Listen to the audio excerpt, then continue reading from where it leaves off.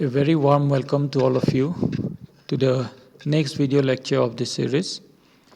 Today we will be talking about the basics of Fortran programming. In the earlier lectures, we talked about analog and digital computers. Then we discussed about algorithms and flowcharts. Today, we'll go ahead with discussing the basics of Fortran programming. Now, what is a program? A program is nothing but a set of instructions or commands to the computer to perform a task. Now, we know that we can use a computer to do different calculations and other such tasks. But we need to instruct the computer to do any job for us. How will we instruct a computer? We just can't stand in front of a computer and tell you do this or you do that. You have to give the instructions to the computer by writing what is called a program or software. You can do it on your own or someone else can do it for you. But what is basically done is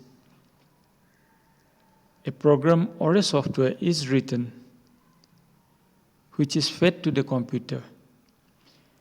Now these programs or softwares are written by the programmer.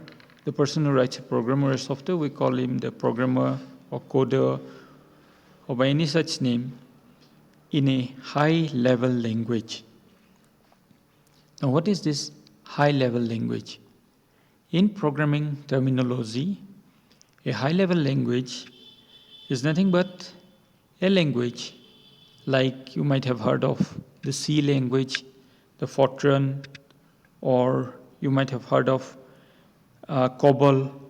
All these are called high-level languages. They're called high-level languages because these are languages which are closer to human language, means human beings can understand them more than the machine. Say, if we write Fortran, if we write in C, it's closer to English language. So human beings can understand. These are called high-level languages. So does it mean there are some low-level languages? Yes. Low-level languages are languages which will learn about more later. These are languages which the machine can understand more properly than us humans. So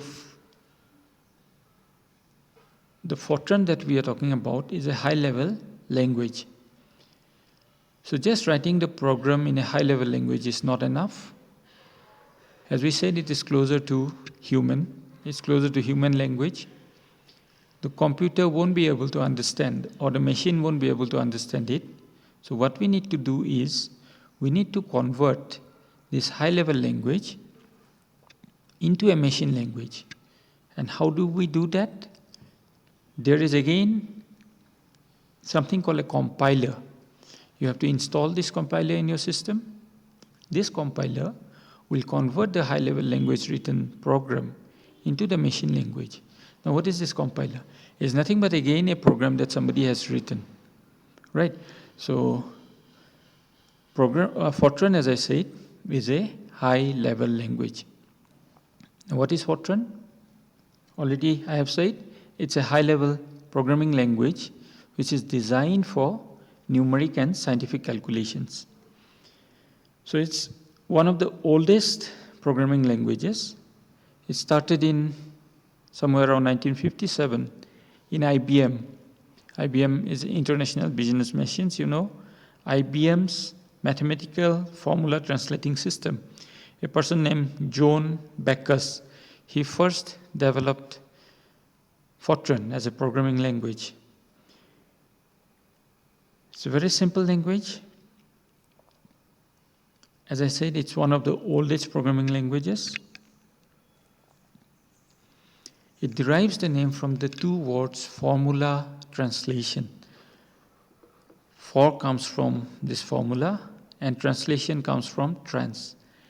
It is a language which is straightforward, devoid of many syntaxes and notations. It's very straightforward and it is easier to understand. So it started as a purely procedural programming language. Procedural programming language means there are some, you don't need to go into too much of details of this. Procedural means these are programming languages in which rather you have to tell the computer what to do and how to do. So it's a kind of a sequence of instructions. A procedural programming language has a sequence of instructions which are executed in a sequential order, step by step. So you need to tell what to do and how to do. Just to mention, non-procedural programming languages are those languages in which you just need to tell what to do, not how to do. They are basically function-based. Right? But in procedural programming languages, it's difficult to write a program compared to non-procedural because you need to know every step what you are doing. If you want to evaluate a function, let me say you want to evaluate the value of the sign of x, you need to write a program for that. But in non-procedural, maybe you will just use the function which is predefined and find out the value. Now, why we need to write a program? I remember one day in one class, one student asked me, I was starting with a Fortran program, simplest possible, adding two numbers. And the program that I wrote will ask for the two numbers, it will calculate the sum and give back the sum. So I ran the program, I was adding, let me say 5 plus 4 is equal to 9. And one student stood up and asked me, "Sir, why do you need to write a program to add these two numbers? Can't we use a calculator?" It's true. Why we need to write a program? We need to write a program to do complex calculations. Just adding two numbers, it is fine. But let me say I want to add 10,000 numbers. If I use a calculator, how much time it will take and the effort and the errors that will creep in, you can imagine. But if I write a proper program where I can input all the 10,000 numbers, for inputting also we can put a loop or we can ask the program itself to take the number from the data that we have, add it up. It can be done at the press of a button. It becomes fast. And a computer never commits any mistake. If you have written your program carefully, it will give you the result.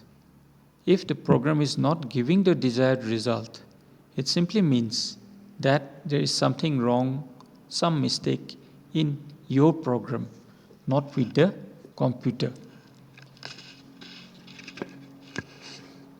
So now question is, what are the steps and requirements for writing a program? We are talking about Fortran programming. Now we need to know how can I start with writing a program or developing my first software, be it as simple as adding two numbers. So of course first you should know how to write the program. How to write the program means you just can't write in your English language like give the two numbers, add the two numbers and put out the sum or put the sum. The computer won't understand. So how will you write? You will write in a high-level language. So you need to know the language. So for writing a Fortran program, we need to learn the Fortran programming language. Fortran since 1957, as I told, it has evolved. There are many versions of Fortran programming. The version that we will discuss during the course of this semester is the Fortran 7.7 language. There are other versions, started with Fortran, then Fortran 2, Fortran 3, Fortran 4, Fortran 5, and the list goes on. Fortran 6.6, we have Fortran 7.7, Fortran 90, Fortran 95. So out of all these, others also are there. We will be learning Fortran 7.7 high-level language. So only knowing the language is not enough. How we will write the program? You will write the program in an editor. What is an editor? Editor is just like the Windows, Microsoft Word that you have. That is an editor. Just like that, some editors are there where you can write your program in the Fortran language, not in English, Fortran high-level language. And that program, you need to compile it in your system using the Fortran compiler. So we require a Fortran compiler. Apart from learning to know how to write the program, we need a Fortran compiler. So different kinds of compilers are available.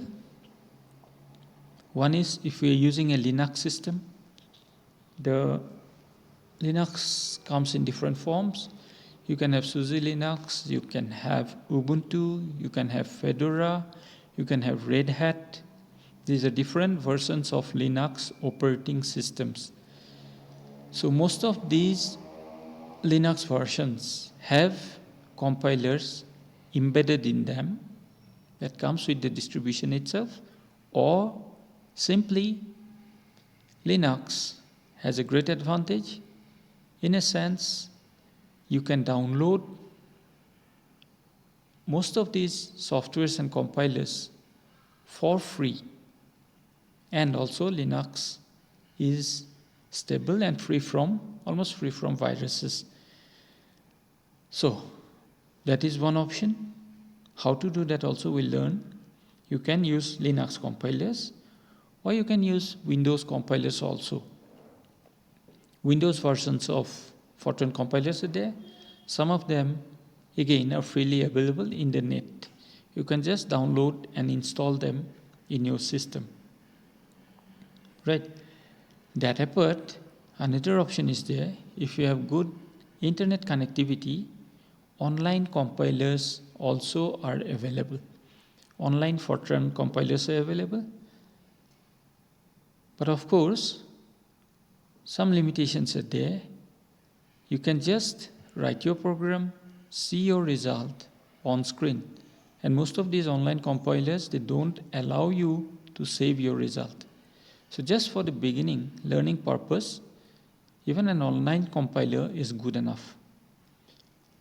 So let's go ahead with this instruction.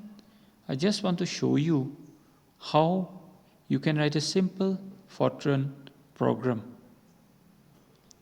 In the system that I am using, I have installed a Linux operating system, which is Ubuntu 20.04. These operating systems are freely downloadable from the internet. It's all for free. You can download and install. Of course, you need to know how to do it. Best thing is that for these operating systems, any software that you need, or rather most of the softwares that you need also are free, and you can download and install in your system. So I have installed a Fortran compiler in the system, and I'll show you how to write a simple program. For writing a program, as I told you, we need an editor. So I'll work from the command prompt. This is the terminal in the Ubuntu system. So I'll use an editor to write a program. I'm naming it as test.f. So this is the editor that opens. Here I can write the program in the Fortran language. So simplest program, let me write, which will display the message, hello everyone, welcome to the class. Let's see how it can be done. You will learn slowly. We'll be using the Fortran 77 compiler. Step by step we'll learn. Just as a demo, I want to show you how it can be done. So it goes something like this, write star star. What it means, we'll learn as we go along this course. Hello everyone, welcome to the class. So I have put this within quotes, means it will be reflected as such on screen. Okay, then this is the simple program. Hello everyone, welcome to the class. And of course, stop and end. These are the requirements. Any Fortran program has to end with a stop and an end. This means this is the end of the program. And this write is nothing but this is an input statement. We'll learn about these also. We'll save it. We'll save the program. So in the folder where we are, we have to compile the program, this test.f that I have written. How to compile for Fortran 77 is F77 test.f. Enter. It will compile. If there are no errors, you will see the cursor blinking.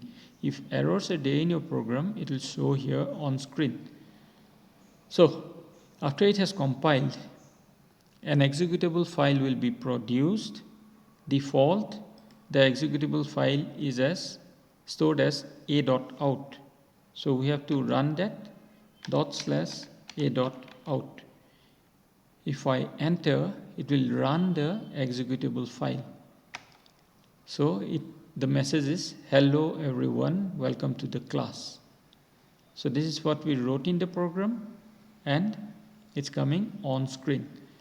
So this is in desktop, as you can see. Some commands are there in Linux, you can use them also. If I write pwd, present working directory, it will show the directory structure.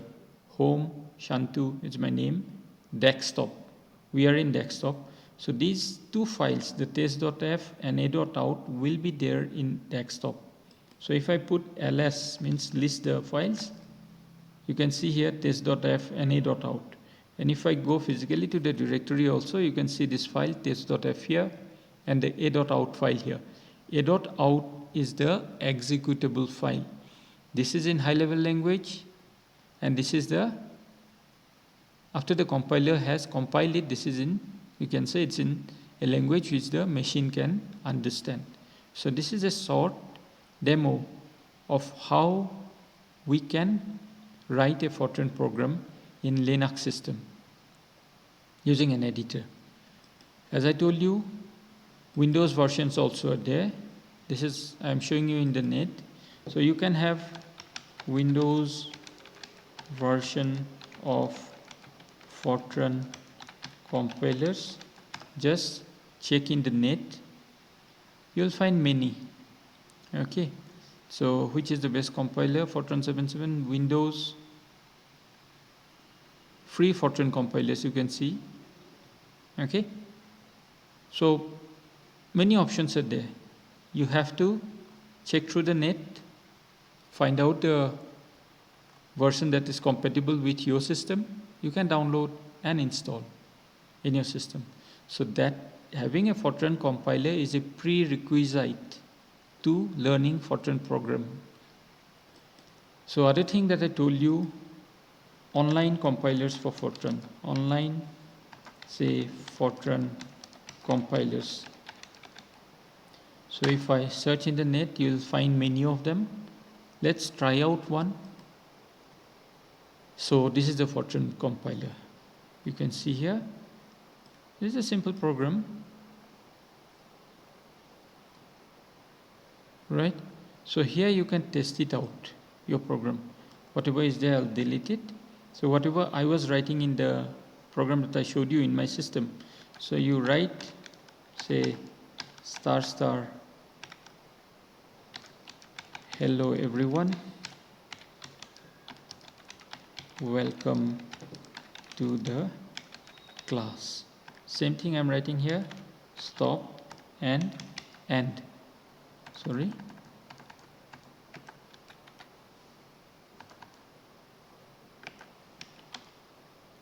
Stop and end. Right. So this is it. So I have to just run it. Some advertisements are coming. The output you can see here. So run the program. It's compiling. You can see here the output. Hello everyone. Welcome to the class. Program finished with exit code 0 means no errors are there. So whatever you are writing here, it's coming here. So just for testing out, if you don't want to install a compiler in your system, these online compilers are there. Android versions of compilers also are there, so you can check them out also. I had tried one, but sometimes some errors creep in. So these are some of the options using which we can learn Fortran programming. Just to start with the basics. So this lecture was all about discussing what is a Fortran program and what are the prerequisites to start learning Fortran programming. Just learning the language is not enough. You need to do some hands-on.